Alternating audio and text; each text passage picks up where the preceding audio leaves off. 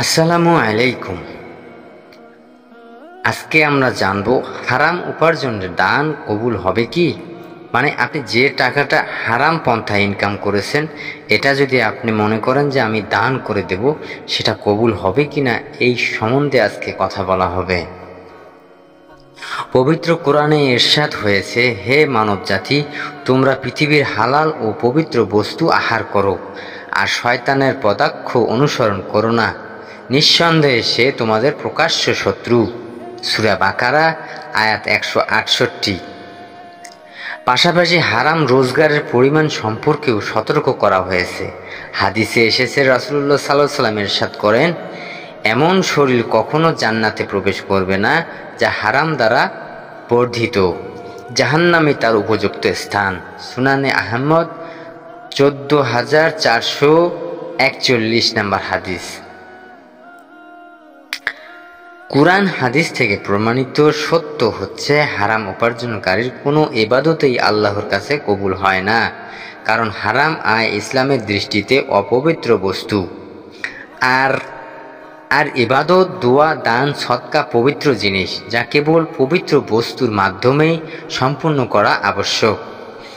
আব্দুল্লাহ ইবনে মাসউদ রাদিয়াল্লাহু আনহু বলেন, এমন কখনো হবে না যে কোনো বান্দা হারাম পন্থায় সম্পদ অর্জন করবে, এরপর তা থেকে আল্লাহর পথে ব্যয় করবে এবং তাতে বরকত দান করা হবে।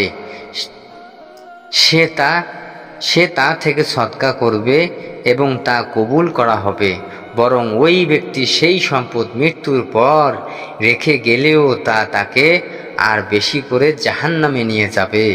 নাউজুবিল্লাহ। নিশ্চয়ই আল্লাহ তাআলা গুনাহ দিয়ে অন্য গুনাহ নির্মূল করে না, তবে নেক আমল দিয়ে গুনাহ নির্মূল করে। নিশ্চয়ই অপবিত্র বস্তু অপবিত্র বস্তুর অপবিত্রতা দূর করতে পারে না। সুনানে আহমেদ 3672 নম্বর হাদিস। সুনানে বাজ্জার 2026 নম্বর হাদিস।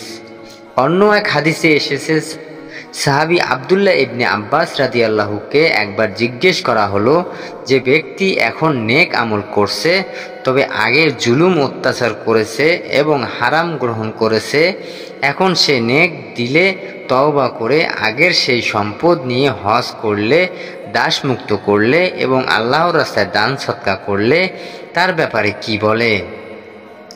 জবাবে তিনি বলেন, নিশ্চয় অপবিত্র বস্তু আরেকটি অপবিত্র বস্তু দূর করতে পারে না। সুনানে বাজ্জাল 932।